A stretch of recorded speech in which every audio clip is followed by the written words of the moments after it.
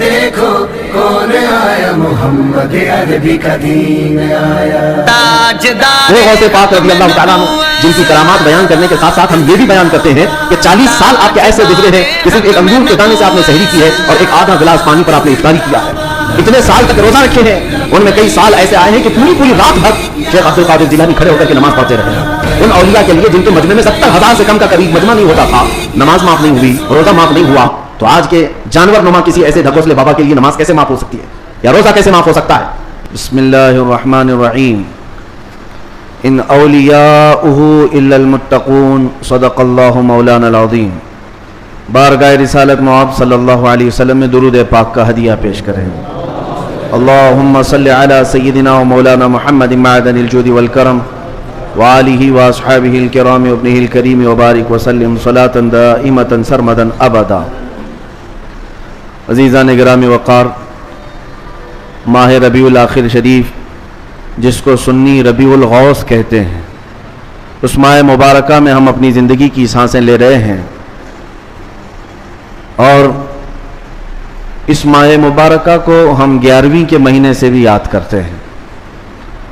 اسلامی مہینہ ہے، مہینے کا نام بہت پہلے سے ہے، لیکن اہل سنت و جماعت کے دل میں سرکار بغداد، شہنشاہ ولایت، غوث الاعظم دستگیر رضی اللہ تعالیٰ عنہ کی محبت ایسی رچی بسی ہے کہ اس پورے مہینے کو ہم غوث کے مہینے سے یاد کرتے ہیں، اور یہ اللہ والوں سے محبت کی علامت ہے۔ لوگ کسی مہینے کو کسی اور تہوار سے یاد کرتے ہوں گے، لیکن ہم اپنے مہینوں کو اللہ والوں سے نسبت دے کر یاد رکھتے ہیں۔ سرکار شہنشاہ بغداد سلطان الاولیاء عبد القادر جیلانی رضی اللہ تعالیٰ عنہ، اس عظیم شخصیت کا نام ہے جس کو اللہ تبارک و تعالیٰ نے مقام محبوبیت کے ساتھ مقام غوثیت عطا فرمایا۔ اولیاء اکرام میں یہ مقام بہت کم کو ملا ہے جو سلطان الاولیاء شہنشاہ بغداد کو ملا ہے، ورنہ اولیاء میں کوئی ایسا نہیں ہے جو ممبر پر کھڑے ہو کر کے یہ اعلان کرے کہ میرا قدم ہر ولی کی گردن پر ہے۔ اعلیٰ حضرت امام اہل سنت فاضل بریلوی فرماتے ہیں، جس کی ممبر بنی گردن اولیاء، اس قدم کی کرامت پہ لاکھوں سلام۔ جو ولی قبل ہوئے یا بعد ہوئے یا ہوں گے، سب ادب دل میں رکھتے ہیں میرے آقا تیرا۔ غوث پاک رضی اللہ تعالیٰ عنہ کو اولیاء کرام میں ایسا ہی مقام حاصل ہے کہ جیسے سورج کو ستاروں پر مقام حاصل ہے۔ آپ کو اللہ تعالیٰ نے بچپن سے علمی شرافت کے ساتھ ساتھ خاندانی شرافت ایسی عطا فرمائی کہ آپ اپنے والد ماجد کی طرف سے حسنی سادات ہیں اور اپنی ماں کی طرف سے حسینی سادات ہیں، یعنی امام حسن مجتبیٰ ان کے دادا ہیں، امام حسین شہید کربلا نانا ہیں، جس کے دادا اور جس کے نانا دونوں جنتی جوانوں کے سردار ہوں، اس نسبت کا عالم کیا ہوگا۔ میرے عزیزو، گھر کے اندر سادات کے ہاں جو پرورش کا معمول ہوا کرتا تھا، اسی سے اندازہ کر لیں آپ کی ولادت 29 شعبان کو ہوئی تھی، اور چاند رات تھی، دوسرے دن کو رمضان شروع ہونے تھا، اور چاند میں اختلاف ہو گیا جیلان میں۔ یہ جیلان ایران کا ایک علاقہ ہے، اس کو گیلان بھی کہتے ہیں، جہاں آپ کی پیدائش ہوئی۔ لوگوں کے دوران شک پیدا ہوا کہ چاند ہوا کہ نہیں ہوا۔ غوث پاک رضی اللہ تعالیٰ عنہ کی ماں فاطمہ ام الخیر، جو نہایت ہی شریف خاتون ہیں سادات کی، آپ نے لوگوں سے کہا کہ رمضان ہو چکا ہے، اس لیے کہ سحری سے لے کر افطار تک میرے بچے نے دودھ کو منہ نہیں لگایا ہے۔ پورے جیلان میں یہ بات مشہور تھی کہ سادات کے گھر میں ایک ایسا بچہ پیدا ہوا ہے جو سحری سے لے کر کے افطار تک اپنے ماں کے دودھ کو تک نہیں پیتا۔ یہ ان ایام کی میں بات کر رہا ہوں کہ ابھی غوث پاک رضی اللہ تعالیٰ عنہ ایک دن کے تھے، یعنی پیدائشی طور پر۔ میں آپ کو یہ بتاؤں کہ آپ سب غوث پاک کو پیران پیر کہتے ہیں کہ نہیں، یعنی پیروں کا پیر ہے، اور روشن ضمیر کہتے ہیں، سارے سلسلے وہاں تک جا کر پہنچ جاتے ہیں تو فخر کرتے ہیں۔ غوث پاک سے جس کا سلسلہ ملتا ہے وہ دنیا میں فخر کرتا ہے۔ میں یہ کہتا ہوں کہ پیروں کا پیر پیدا ہوتے ہی روزہ رکھتا ہو، اور اگر کوئی ڈھکوسلا جھوٹا پیر یہ کہتا ہے کہ ہمارے اوپر شریعت نہیں ہے، تو بات یہ یاد رکھ لینا کہ اس کا غوثیت مآب سے کوئی تعلق ہی نہیں ہے. وہ شیطان کا مرید ہو سکتا ہے، رسول اللہ تک لے جانے والا راستہ ہرگز نہیں ہو سکتا. میرے آقا صلی اللہ علیہ وسلم تک لے جانے والا راستہ وہی ہے جو غوثیت مآب کے راستے سے ہو کر کے چلتا ہے. پیدائشی طور پر شریعت کی پاسداری کرنے والے شیخ عبد القادر جیلانی، میرے عزیزو، آپ کو یہاں غوث پاک کی کرامات سنتے سنتے ایک کسوٹی بھی حاصل کر لینا چاہیے کہ ہر پیر کو پرکھ کر کے دیکھو، شریعت کے سانچے میں اترتا ہے تو وہ مرشد ہے، اور شریعت سے ہٹ جاتا ہے تو پھر وہ شیطان کا پھندا ہے. اس بات کو ہمیشہ یاد رکھیں. اگر کوئی اپنے گھر میں بیٹھ کر کے کہتا ہے کہ ہمارے لیے نماز نہیں، ہم تصور کی نماز پڑھتے ہیں، ہم تصور کی نماز پڑھتے ہیں، اور ہماری نماز تو مکہ میں ہوتی ہے، مدینے میں ہوتی ہے، تو کھانا یوں کیوں کھاتے ہیں، یہاں کیوں کھاتے ہیں؟ مریدوں کے سامنے تو سب چیزیں چلتی ہیں، اور نماز مکے میں ہوتی ہے، مدینے میں ہوتی ہے، نماز چھوڑ کر بیٹھے ہیں. ایک بات یاد رکھ لیں، یہ سارا طریقت کا سلسلہ صرف قوالی سننے کا نام نہیں ہے. ہاں، اشعار حضور پاک کی محبت میں اور اللہ کی محبت میں سننا یقیناً باعث ثواب ہے، ہم خود بھی سنتے ہیں. لیکن وہ پیر ہی کیسا جسے قرآن پڑھ سننے کے بعد کوئی وجد نہیں آتا، قرآن سننے کے بعد کوئی وجد نہیں آتا، حدیث رسول سننے کے بعد کوئی وجد نہیں آتا. وجد کہاں سے آئے گا سمجھ میں نہیں آتا. اور پھر ڈھول باجے پر تو پھر ہاتھ بھی ہلتے ہیں، پیر بھی ہلتے ہیں. اور پھر اگر کوئی یہ سمجھے کہ یہی مرشد ہے، پیر کامل ہے، تو دھوکے میں ہے. ایسا بندہ دھوکے میں ہے. وہ غوث پاک رضی اللہ تعالیٰ عنہ جن کی کرامات بیان کرنے کے ساتھ ساتھ ہم یہ بھی بیان کرتے ہیں کہ 40 سال آپ کے ایسے گزرے ہیں کہ صرف ایک انگور کے دانے سے آپ نے سحری کی ہے، اور ایک آدھا گلاس پانی پر آپ نے افطاری کیا ہے. اتنے سال تک روزہ رکھے ہیں. ان میں کئی سال ایسے آئے ہیں کہ پوری رات بھر شیخ عبد القادر جیلانی کھڑے ہو کر کے نماز پڑھتے رہے. ان اولیاء کے لیے جن کے مجمع میں 70,000 سے کم کا کبھی مجمع نہیں ہوتا تھا، نماز معاف نہیں ہوئی، روزہ معاف نہیں ہوا، تو آج کے جانور نما کسی ایسے ڈھکوسلے بابا کے لیے نماز کیسے معاف ہو سکتی ہے، یا روزہ کیسے معاف ہو سکتا ہے؟ اس بات کو ہمیشہ ذہن نشین کر لیں. شریعت میرے مصطفیٰ کی ہے، اور نبی پاک صلی اللہ علیہ وسلم کی شریعت سب سے اوپر ہے. اس کے بعد ہی کوئی مقام مل سکتا ہے. اسی لیے اعلیٰ حضرت کی بات سنو، فرماتے ہیں بخدا خدا کا یہی ہے در.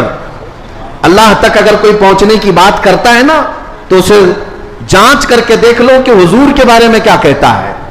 بخدا جس کا مطلب ہے قسم خدا کی، خدا کا یہی ہے در، یعنی رسول پاک کا جو دروازہ ہے یہی خدا کا دروازہ ہے. بخدا خدا کا یہی ہے در، نہیں اور کوئی مفر مقر.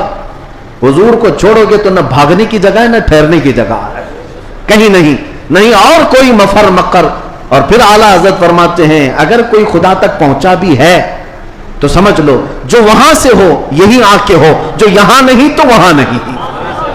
اگر وہ رسول پاک صلی اللہ علیہ وسلم کی شریعت کبریٰ تک نہیں پہنچا تو پھر سمجھ لو کہ وہ خدا تک پہنچ ہی نہیں سکتا. میرے عزیزو، غوث پاک رضی اللہ تعالیٰ عنہ کی پوری زندگی اگر میں آپ کو بتاؤں وہ عشق رسول کے سانچے میں ڈھلی ہوئی تھی. نبی پاک کی شریعت پر ایسا سختی سے عمل کرتے تھے کہ منبر پر کھڑے ہو کر کے آپ نے اعلان کیا میرا مرید اگر نماز نہیں پڑھتا تو اسے ہمارے قبرستان میں بھی دفن نہ کیا جائے. غوث پاک رضی اللہ تعالیٰ عنہ شریعت کے معاملے میں اس قدر سخت تھے. پھر میں پوچھنا چاہتا ہوں ان سے بڑا دنیا میں اور کون پیر آیا ہے؟ اگر کوئی اپنے مریدوں کو نماز معاف کرا دیتا ہو، روزے معاف کرا دیتا ہو، تو یاد رکھ لینا وہ شیطان کا پھندا ہے جو تمہیں نبی کریم صلی اللہ علیہ وسلم کی شریعت سے دور لے کر جاتا ہے.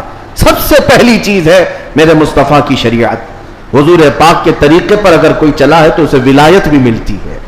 اللہ کا ولی حضور کی شریعت پر گامزن ہو کر کے ہی چلتا ہے. کچھ مجذوب اولیاء ایسے ہیں جن کی عقل فنا ہو جاتی ہے تب ان کے اوپر سے شریعت کا قلم اٹھا لیا جاتا ہے، وہ مستثنا ہیں، وہ الگ ہیں. لیکن جتنے اولیاء آئے سب کا رسول پاک صلی اللہ علیہ وسلم کے دربار میں ایسا وسیلہ ہے، ان کی ایسی پہنچ ہے کہ اس کے بعد ہی انہیں ولایت کی منزل ملتی ہے. میں ایک بات بتاتا ہوں آپ کو، غوث پاک رضی اللہ تعالیٰ عنہ کے مقام کے متعلق. محبوب الہی کا نام سنا ہوگا. دلی کے شہنشاہ، دو اولیاء کو محبوب کا نام دیا گیا ہے. محبوب، ایک غوث پاک کو محبوب سبحانی اور حضرت نظام الدین اولیاء کو محبوب الہی. محبوب اسے کہتے ہیں جس سے اللہ محبت کرتا ہو. سارے اللہ سے محبت کرتے ہیں اور کچھ وہ ہیں جن سے اللہ محبت کرتا ہے، وہ محبوب ہیں. محبوب الہی کا درجہ بڑا ہے. ان کے بڑے گہرے مرید ایسے فنا فی شیخ امیر خسرو. امیر خسرو کا جب بھی نام آتا ہے تو ایک پیر اور مرید کے درمیان کا گہرا تعلق بتایا جا سکتا ہے. لوگوں کو پڑھنا چاہیے، کس کو مرشد سمجھا جائے طریقت کے راستے میں اور کون پیر ہوتا ہے. امیر خسرو کو پڑھیں تو سمجھ میں آ جائے گی بات. امیر خسرو ایک بار پانی پت گئے ہوئے تھے. پانی پت میں اس وقت بو علی شاہ قلندر رحمت اللہ تعالی علیہ موجود تھے. یہ محبوب الہی کے ہم زمانہ ہیں، اسی زمانے کے. ان کی کرامات کا حال بھی بہت بڑا تھا. امیر خسرو ان کی محفل میں بیٹھے.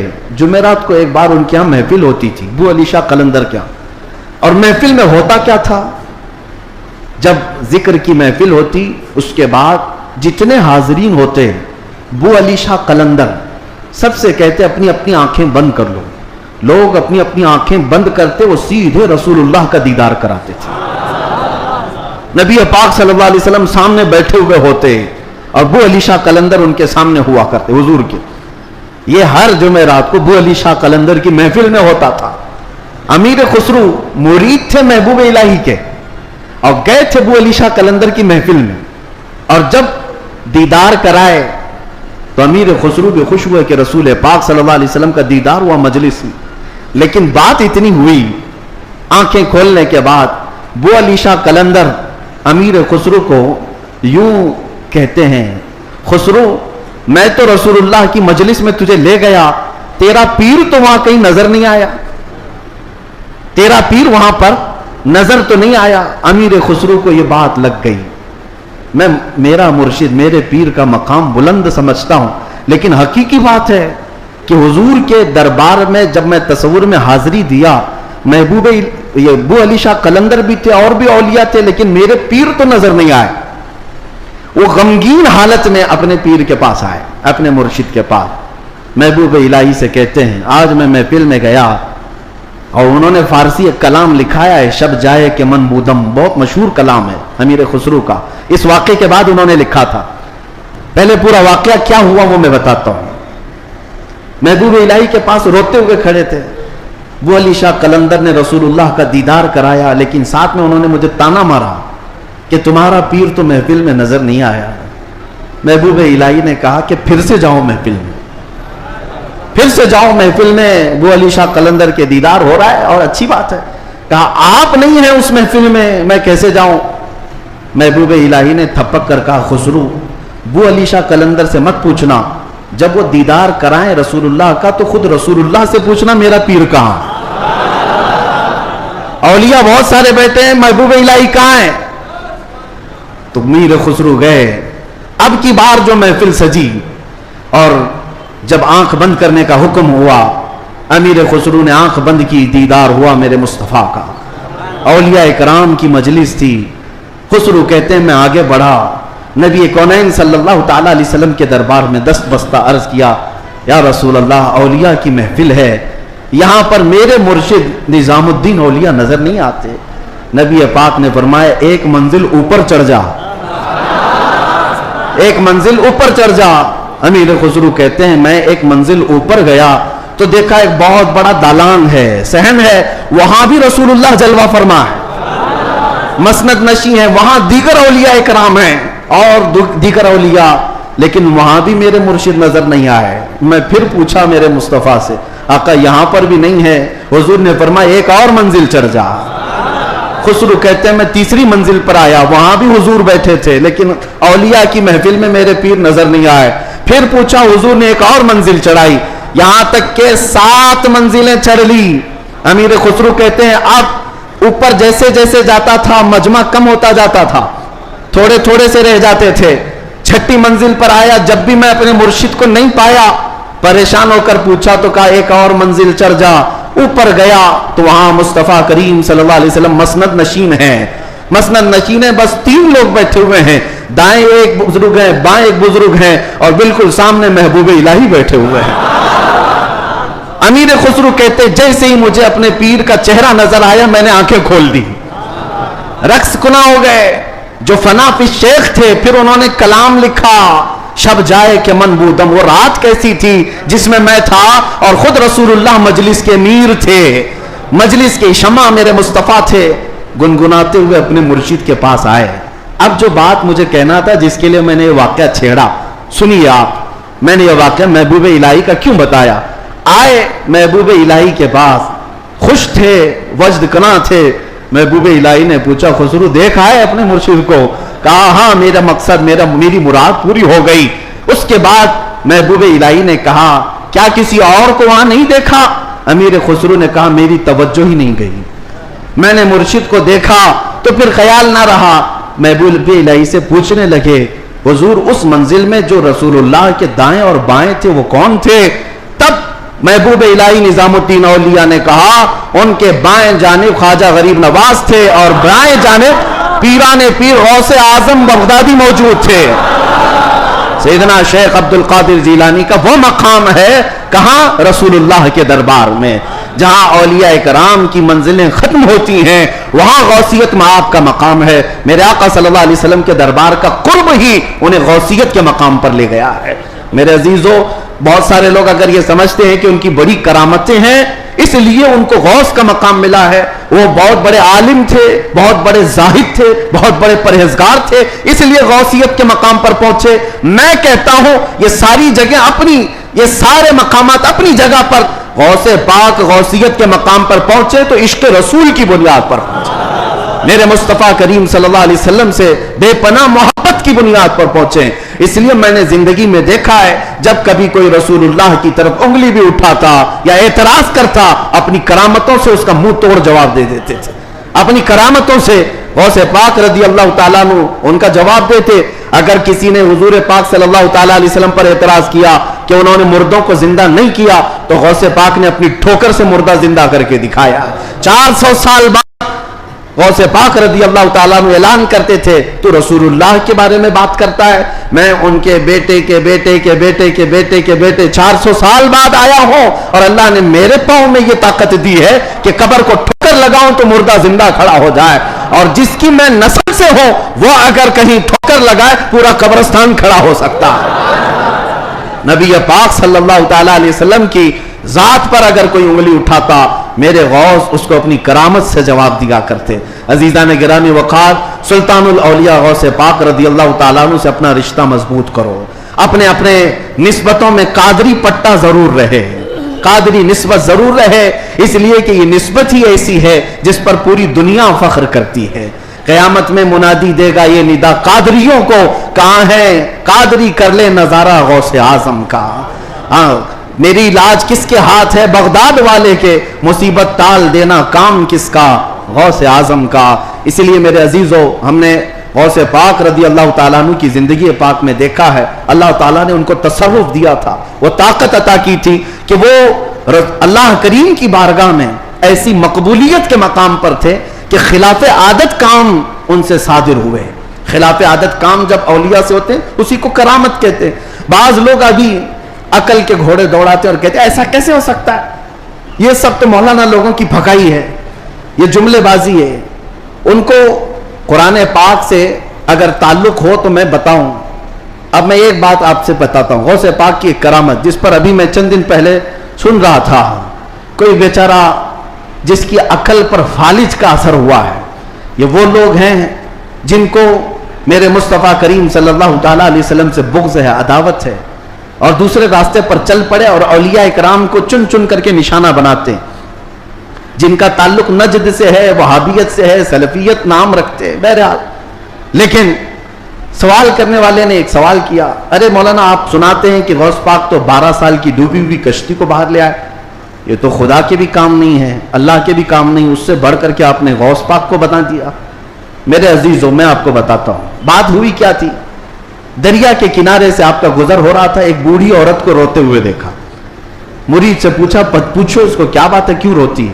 معلوم کیا تو پتا چلا کہ اس خاتون کا اکلوتا بیٹا تھا، بڑے نازوں سے پالا تھا اس عورت نے، شادی کی، بارات آ رہی تھی اور کشتی جو ہے دریا میں غرق ہو گئی، ڈوب گئی، باہر نہ آ سکی. مشہور کرامت ہے غوث پاک کی. تو وہ ڈوب گئی اور اس بوڑھی عورت کا دل تو ماں کا ہے، بیٹے کے یاد میں روز آتی ہے، روتی ہے اور شام واپس چلی جاتی ہے، روز روتی ہے. غوث پاک رضی اللہ تعالیٰ عنہ کو اس پر رحم آیا، اللہ کریم کی بارگاہ میں سفارش کی، اے رب کریم، تو نیست سے ہست کرنے والا، تو پانی کے قطرے سے پورا انسان بنانے والا، تو راکھ کے ڈھیر کو بھی اگر چاہے تو زندہ انسان کھڑا کر دے. مولا قادر مطلق ہے، اس خاتون پر رحم فرما اور اس کا بیٹا واپس لوٹا دے. غوث پاک کی دعا چل رہی تھی. تھوڑی دیر دیکھنے کے بعد دریا میں ایک بھونچال سا، طوفان سا آیا، پانی کے اندر ایک عجیب سی سرسراہٹ ہوئی. تھوڑی دیر کے بعد دیکھا تو ایک کشتی برآمد ہوئی. غوث پاک نے صرف اس خاتون کے بیٹے کی زندگی مانگی تھی، مگر صدقے میں اللہ نے پوری بارات کی زندگی لوٹا دی. پوری بارات واپس آ گئی اور وہ خوشی خوشی غوث پاک رضی اللہ تعالیٰ عنہ کا شکر کرتے ہوئے گھر گئے.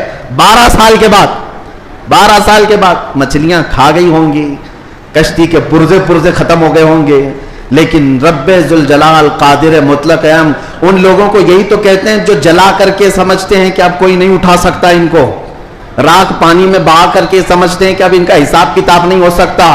ارے عقل کے اندھو، جس رب ذوالجلال نے ایک نطفے سے تمہارا پورا انسانی شکل بنایا ہے، تم 1000 بار جلا کر راکھ کر دو، رب ذوالجلال قادر مطلق ہے، وہ دوبارہ زندہ فرمائے گا حساب لینے کے لیے.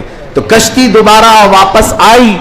غوث پاک رضی اللہ تعالیٰ عنہ کی اس کرامت پر ایک دو نہیں، ہزاروں لوگ اسلام میں داخل ہوئے تھے، ہزاروں لوگ اسلام میں داخل ہوئے. اب جو صاحب ہیں انہوں نے کہا کہ ایسا کیسے ہو سکتا ہے، ایسا کیسے ہو سکتا ہے. ہر جگہ اگر تم عقل کے گھوڑے دوڑاؤ گے تو یہی سوال کرو گے ایسا کیسے ہو سکتا ہے. اگر تمہاری عقل میں بات نہیں آتی تو سمجھ لو اسی کو کرامت کہتے ہیں، اسی کو کرامت کہتے ہیں. تم اور ہم بھی کر سکتے تھے تو پھر غوث کی کرامت کا مطلب ہی کیا ہے؟ تم بھی غوث ہوتے، ہم بھی غوث ہوتے. کرامت ہے جو عقل میں نہیں آئے گی. اور قرآن سے اگر دلیل مانگتے ہو، سنو، سلیمان علیہ السلام نے اپنے دربار میں ایک بار اعلان کیا تھا، کون ہے جو سبا بلقیس کا تخت یہاں پر لے آئے گا.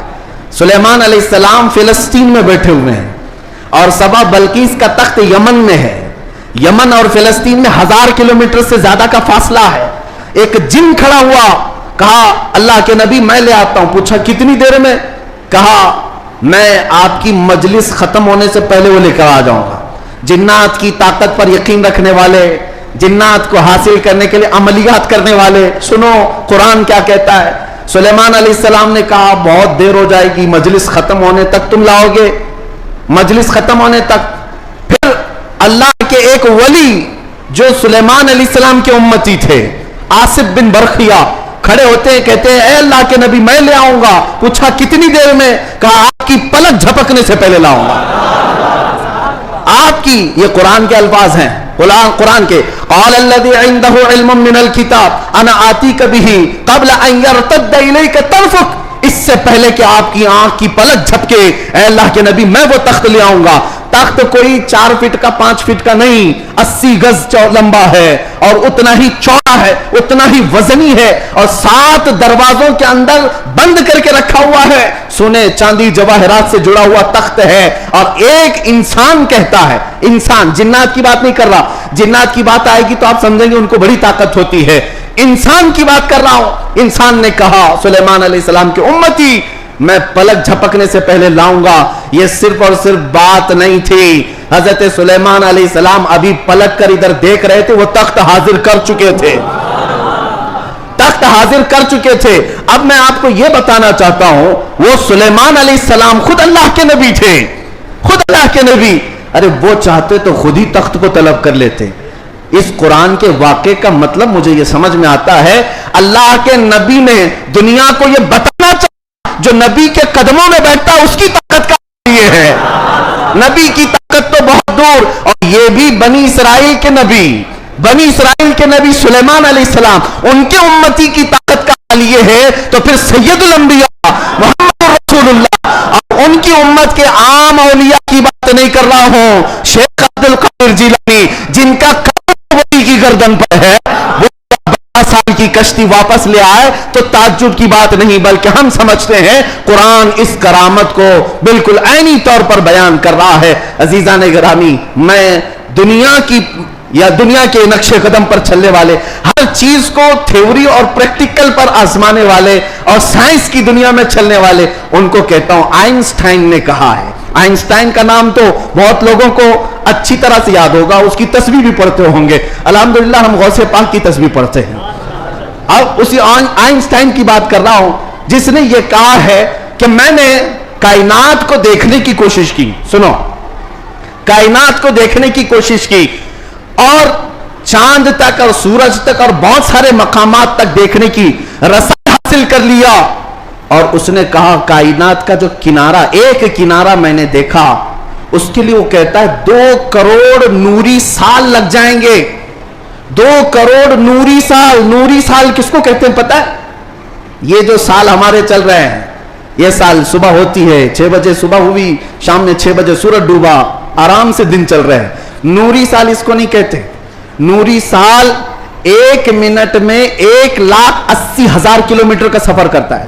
1 منٹ میں 1,80,000 کلومیٹر کا سفر طے ہو جاتا ہے نوری سال میں۔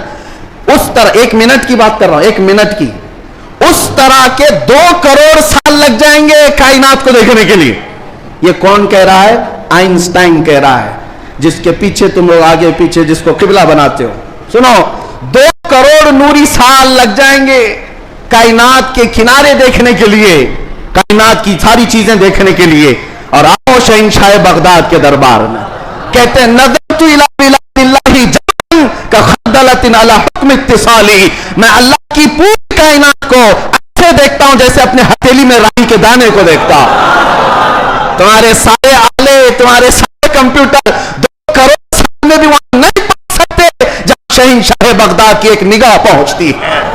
ہاں، میرے غوث نے فرمایا نظرت الی بلاد اللہ جمعا کا خردلۃ علی حکم اتصالی، میں اللہ کے پورے شہروں کو، کائنات کو ایسے دیکھ رہا ہوں جیسے اپنے ہتھیلی میں رائی کے دانے کو دیکھ رہا ہوں۔ عزیزان گرامی وقار، الحمدللہ ہمارے پاس فخر کرنے کے لیے بہت کچھ ہے، بہت کچھ ہے۔ غوثیت معاد کی نسبت نے ہی اعلیٰ حضرت کو مجدد بنایا ہے، اعلیٰ حضرت کو مجدد بنایا ہے، اور امام اہل سنت فاضل بریلوی اسی نسبت پر فخر کرتے ہیں۔ دیکھا جائے تو امام اہل سنت اعلیٰ حضرت نے تقریباً 1000 سے زیادہ کتابیں لکھ ڈالی ہیں، 55 علوم پر اللہ نے مہارت تام عطا کی ہے، اور بہت سارے شاگردوں کے کھیت تیار کیے۔ امت پر ایک بہت بڑا امتیوں پر احسان ہے، لیکن ساری چیزیں اپنی جگہ پر۔ قرآن کا ترجمہ کیا ہے، فتاوی رضویہ شریف ہے، بارگاہ مصطفیٰ میں ہدایت بخشش ہے، بہت سارے کام ہیں، لیکن جب رسول اللہ کے دربار میں حاضر ہوتے ہیں اعلیٰ حضرت یہ نہیں کہتے یا رسول اللہ میں فتاوی رضویہ لے کے آیا ہوں، میں کنز الایمان لے کر کے آیا ہوں، میں ہدایت بخشش لے کے آیا ہوں، بلکہ اعلیٰ حضرت یہ کہتے ہیں تیری سرکار میں لاتا ہے رضا اس کو شفیع جو میرا غوث ہے اور لاڈلا بیٹا تیرا۔ نسبت کے لیے بھی بارگاہ مصطفیٰ میں اعلیٰ حضرت نے اگر کسی بات پر فخر کیا ہے تو غوثیت کی نسبت پر فخر کیا ہے۔ یا رسول اللہ تیری سرکار میں لاتا ہے رضا اس کو شفیع جو میرا غوث ہے اور لاڈلا بیٹا تیرا۔ یقیناً میرے عزیز و کرامات سنانے کا وقت جمعہ کے چھوٹے وقت میں نہیں ہوتا، ورنہ میں بہت ساری چیزیں سناتا۔ الحمدللہ غوثیت معاد شہنشاہ بغداد پیر پیراں میر میراں، جس کی نسبت الحمدللہ چھوٹوں کو بڑا بنا دیتی ہے اور ادنا کو اعلیٰ بناتی ہے۔ الحمدللہ ابھی حاضری سے میں آیا، اور حاضری کے بعد دل میں یہ احساس ہوتا ہے۔ ایک بزرگ وہاں پر ملاقات جن سے ہوئی، وہ عربی اور علوی سادات میں سے ہیں، عمر کافی ہو چکی، انہوں نے مجھے مل کر کے ہاتھ پکڑ کر کے کہا آؤ میں تمہاری حاضری کراتا ہوں۔ غوث پاک رضی اللہ تعالیٰ عنہ کے دربار میں تقریباً 55 سال سے، اور بڑی ان کی یعنی بڑے معاملات ہیں۔ بہرحال میں مختصر یہ عرض کرتا ہوں کس لیے میں بات کہہ رہا ہوں۔ انہوں نے کہا غوث پاک رضی اللہ تعالیٰ عنہ ہر حاضر ہونے والے کو کچھ نہ کچھ دے کر بھیجتے ہیں، اور اللہ کریم تمہارے مستقبل میں بہت کچھ تجھے عطا کرے، دعا کیا۔ ہم نے کہا کہ یہاں کی اتنے بڑے دربار میں بڑے بڑے حاضر ہوتے، میری کیا حیثیت ہے، مجھے یہاں پر میری کیا حیثیت ہے، کیا مقام ہے۔ ایک جملہ انہوں نے کہا جس سے سینہ چوڑا ہو گیا، کہا یہاں پر سب اچھے نہیں آتے بلکہ غوث پاک تو چوروں کو بھی کتب بناتے ہیں. برا ہو تو کیا ہوا, نسبت بھلی ہے یا غوث, تجھ سے در در سے سگ اور سگ سے ہے مجھ کو نسبت, میری گردن میں بھی ہے دور کا ڈورا تیرا. اعلیٰ حضرت یہی فرماتے ہیں جن کتوں کے گلے میں پٹا ہوتا ہے ان کتوں کو میونسپلٹی والے نہیں لے جاتے, نہیں لے جاتے, اور نہ ہی انجیکشن مارتے ہیں. کیوں؟ یہ علامت ہے کہ کسی کا پالا ہوا ہے, اور گلے میں پٹا نہ ہو تو اٹھا کر لے جائیں گے. بہت زیادہ شور مچاتے ہیں یہ کتے, ان کو لے جاؤ. جن کتوں کے گلے میں پٹا ہے انہیں چھوڑ دیا جاتا ہے کہ مالک ہے اس کا کوئی. اسی لیے اعلیٰ حضرت فرماتے ہیں اس نشانی کے جو سگ ہیں نہیں مارے جاتے, میری گردن میں بھی ہے, حشر تک میرے گلے میں رہے پٹا تیرا. ہمارے گلے میں غوث پاک رضی اللہ تعالیٰ عنہ کی نسبت کا پٹا ہے. انشاءاللہ العزیز کوئی اور دوسرا ہمیں اچک نہیں لے جائے گا, اتنا یقین ضرور ہے, اتنا یقین ضرور ہے. اور مجھے ایک بات یہ بھی یاد آئی کہ ایک صاحب نے کہا, وہ دوسرے ملک کے ہیں, ہمارے پڑوسی ملک کے ہیں, اور انہوں نے کہا کہ ہمارے ہاں حالات تو سب اپنے حساب کے ہیں, پھر بھی بہت ساری چیزیں ڈر لگتا ہے, سہمتے ہیں. آپ ایسے نرغے میں ہیں پھر بھی بول رہے ہیں, اچھی بات ہے. ایسی جگہ پر آپ ہیں جہاں کے حالات ہم دور سے سنتے ہیں, بڑے ڈینجر ہیں, لیکن بول رہے ہیں. میں نے کہا آپ نے سنا نہیں اعلیٰ حضرت نے کیا فرمایا؟ اعلیٰ حضرت نے یہ فرمایا کیا دبے جس پہ حمایت کا ہو پنجہ تیرا. ایسا آدمی کیوں ڈرے گا, ایسا آدمی کیوں ڈرے گا جس پر پنجہ غوث پاک کا ہوگا. کیا دبے جس پہ حمایت کا ہو پنجہ تیرا, شیر کو خطرے میں لاتا نہیں کتا تیرا. غوث پاک کا جو کتا ہے وہ شیر کو بھی پرواہ نہیں کرتا. الحمدللہ ہم غوث پاک کے دربار کے کتے ہونے پر فخر کرتے ہیں. ہمیں اس بات پر کوئی وہ نہیں ہے, الحمدللہ ہماری نسبت ہے دربار غوث سے. اور وہ اس لیے بھی کہ ایک دو نہیں. میں آپ کو بتاؤں اہل حدیث جماعت وہابی جماعت کے سب سے بڑے عالم جس کی پیروی میں یہ لوگ پوری آسمان زمین سے زمین آسمان سے ملاتے, شیخ ابن تیمیہ. شیخ ابن تیمیہ نے اپنی کتاب میں لکھا ہے, اہل حدیث جماعت کے سب سے بڑے امام کہتے ہیں کہ میں نے اپنی زندگی میں اتنی کرامات کسی کی نہیں دیکھی جتنی شیخ عبد القادر جیلانی کی. ارے تمہارے گھر سے بھی بات آ رہی ہے میرے غوث کی, ہر گھر سے بات آ رہی ہے. کیوں؟ اس لیے کہ سورج نکلتا ہے تو سب کو پتا چلی جاتا ہے, سب کو پتا چلتا ہے. اچھے خاصے لوگ بھی بول پڑتے ہیں کہ دن ہو چکا ہے, دن ہو چکا ہے. سورج سے دشمنی ہے تو ٹھیک ہے, لیکن بولنا تو پڑے گا کہ دن نکلا ہوا ہے, دن نکلا ہوا ہے. غوث پاک کی کرامات ایسی ہیں جیسے سورج نکلا ہوا ہے. میرے عزیزو, ایک صاحب ہے. اب ہماری محبت کس بات سے ہونی چاہیے؟ غوث پاک رضی اللہ تعالیٰ عنہ ہماری محبت اس لیے بھی ہے, کئی اولیاء اکرام نے یہ باتیں لکھی بھی ہیں. فرماتے ہیں ان کے غوث پاک رضی اللہ تعالیٰ عنہ کے ایک مرید بھی ہیں, وہ تقریباً 14 اونٹوں پر شکر کے تھیلے لے کر کے سفر کر رہے تھے, سامان تجارت لے کر جا رہے تھے. رات تو ایک جنگل میں انہوں نے پڑاؤ کیا اور رات وہاں گزاری. تو جیسی رات گزاری, خطرناک جنگل تھا, ان کے 4 اونٹ سامان سمیت غائب ہو گئے اور بھاری ان کا نقصان تھا, بڑا سامان تھا اس میں. وہ صبح غمگین بیٹھے ہوئے تھے. انہوں نے کہا کہ ایسے وقت میں اب قافلہ بھی چل پڑا, میں اپنے اونٹوں کو ڈھونڈوں تو اس خوفناک جنگل میں کہاں ڈھونڈوں گا. انہوں نے کہا مجھے میرے مرشد نے کہا تھا کہ جب کبھی تو مصیبت میں آئے تو مجھے پکارنا, یا شیخ عبد القادر جیلانی شیئا للہ المدد. تو وہ بزرگ فرماتے ہیں, یہ کتاب بہجت الاسرار شریف میں بھی موجود, روایت میں بیان کر رہا ہوں, لفظ ہی نہیں کر رہا. کہتے میں وہیں سے پکارنا شروع کیا, یا شیخ عبد القادر جیلانی شیئا للہ المدد. میں ابھی پکار ہی رہا تھا, سامنے پہاڑ کی طرف ایک بزرگ مجھے نظر آئے سفید لباس میں. وہ مجھے اپنی طرف بلاتے رہے, ادھر آؤ ادھر آؤ. میں دوڑتا ہوا ان کے پاس گیا. جب ان کے قریب پہنچا تو وہاں دیکھا پہاڑ کے نیچے میرے 4 اونٹ چل رہے تھے. میں نے 4 اونٹوں کو اپنے ساتھ لے لیا اور پھر اس بزرگ سے ملنے کے لیے آیا تھا تو وہ تھے ہی نہیں. میں اپنے اونٹوں کو لے کر تجارت میں گیا, سامان بیچا. اس کے بعد پھر بغداد آیا اپنے مرشد سے ملنے کے لیے. تو غوث پاک نے فرمایا تیرے 4 اونٹ صحیح سلامت تو ہم نے دلا دیے تھے. یہ غوث پاک کا مقام ہے. عزیزان گرامی, وہ مدد کو پہنچتے ہیں, بلکہ یہ بھی فرمایا میرا مرید مشرق میں ہو اور میں مغرب میں ہوں, اگر اس کا سطر کھل جائے, اگر وہ مجھے پکارے دل سے تو میں اس کی وہیں سے سطر پوشی کروں گا. میں اس کے سطر کو چھپاؤں گا.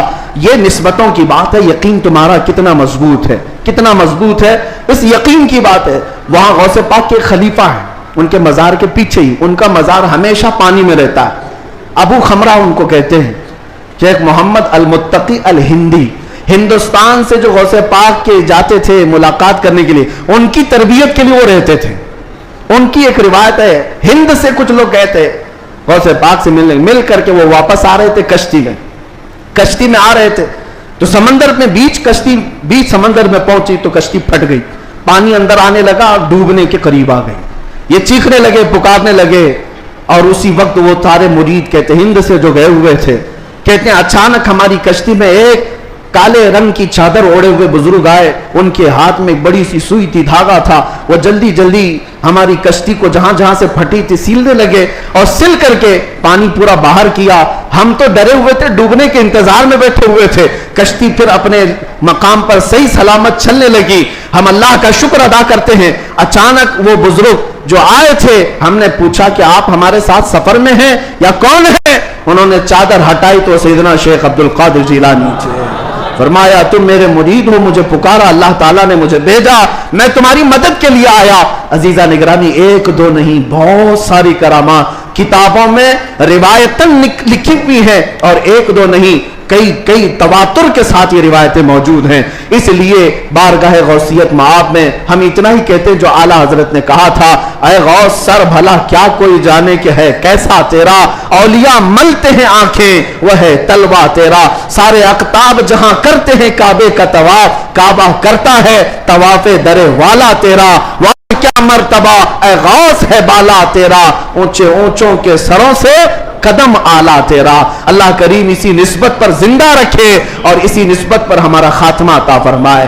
اسی لیے میں وہی دعا کرتا ہوں جو جمیل قادری رضوی نے کیا تھا, اعلیٰ حضرت کے مرید, سچے مرید. انہوں نے کہا تھا, عزیزو کر چکو تیار جب میرے جنازے کو, عزیزو کر چکو تیار جب میرے جنازے کو, کفن پر لکھ دینا نام والا غوث اعظم کا. وآخر دعوانا الحمدللہ رب العالمین.